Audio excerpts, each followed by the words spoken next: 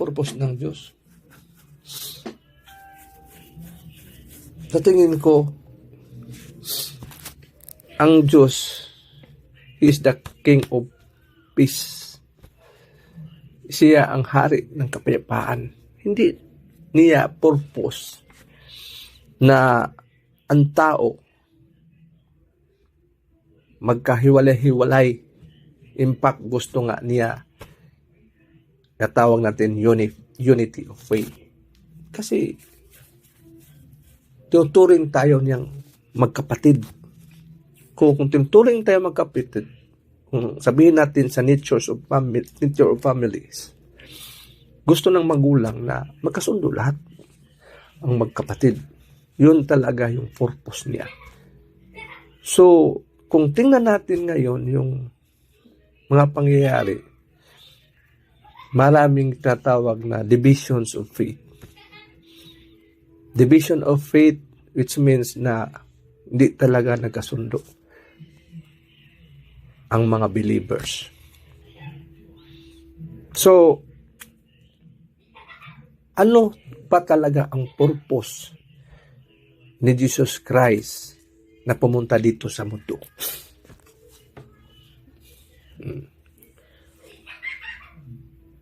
Ano ba talaga ang purpose niya? Well, marami sa Christian world magsabi na pumunta siya dito para iligtas tayo. Bayaran natin yung kasalanan natin ng tao. Kaya sabi nila, si Jesus Christ pinako sa cross, nagpapako sa cross para magkaroon ng tinatawag natin na kaligtasan sa lahat ng makasalanan sa mundo. Kasi sabi po sa kasulatan na ang tao, walang isa, lahat nagkasala. So, mayroong tao na sinasabi nila na si Jesus Christ,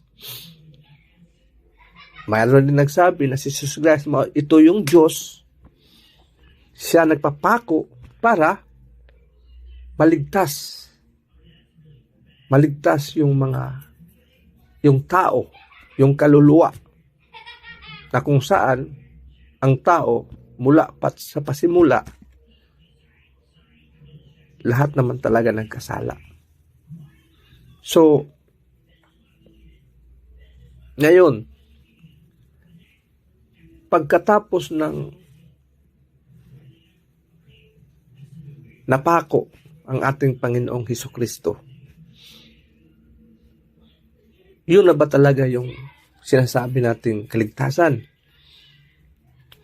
Na tapos na ang lahat, ligtas na lahat ang tao.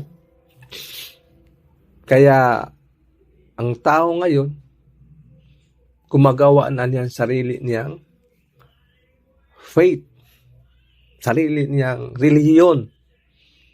Pero ang tanong dito, ibalik natin yung kanina, ano ba talagang totoong relihiyon? Kasi yun ang issue ngayon na kiniklaim ng bawat religion na sila ay yung relihiyon.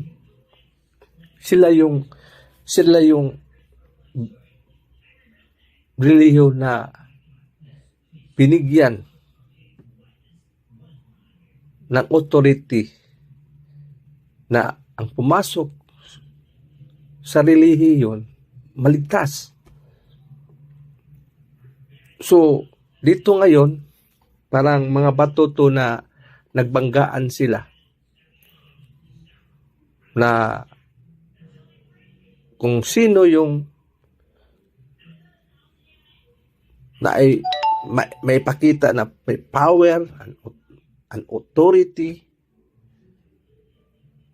na may pakita na mas marami kami, makapangyarihan kami. Ito yung totoo. Kasi kung makikita mo ngayon, bawat reliyon, mayroon silang mga simbahan. Kung islagay lang natin physical na simbahan, palakihan ng building ang bawat isa sa kanila. Kami yung malaking building. So, kami yung pinakamaraming member. So, kami yung matagal na establish. So, all of this, the base, all of this, part of their, sabi natin na, parang doktrina din na masasabi nila na kami yung tama. Kami yung totoo. So, in fairness naman, para sa kanila, yung mga religion,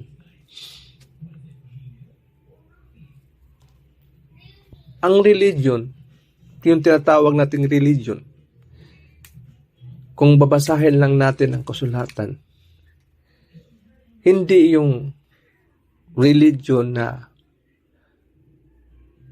sinasabi natin na yung gawa ng tao. Kasi yung religion, ito yung tinatawag natin na iglesia.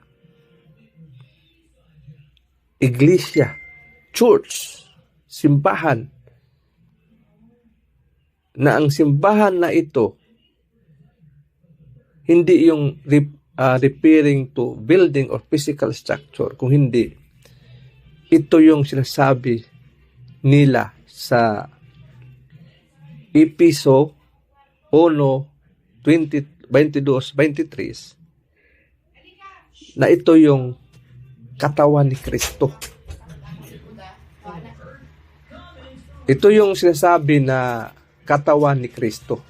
Ito yung nagsasabi na body of Christ. Na sa body of Christ, siya ang tinatawag the head of the body, which is Jesus Christ. Siya ang ulo ng iglesia. So, on these verses, malalaman natin na ang totoong simbahan ay ang kaniyang mga nanampalataya. Nanampalataya sa kanya na siya ay Panginoong Diyos. So, paano natin malalaman na ikaw ay isang totoong Kristiyano? Sabi ng iba, kami, because kami nampalataya na si Jesus Christ ay ipinadala sa Diyos, na siya ang propeta na nagdala ng kaligtasan.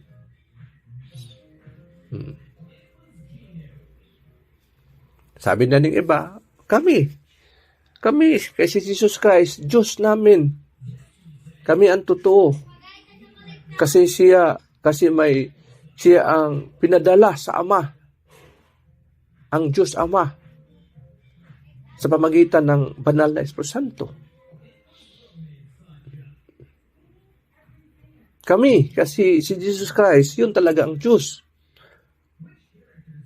Yun talaga ang Diyos na nagkatawang tao. Na siya yung Diyos Ama na sinasabi ng kasulatan. So, ngayon, sino ba dito yung totoo? Kasi sabi ng kasulatan na marami ang magsabi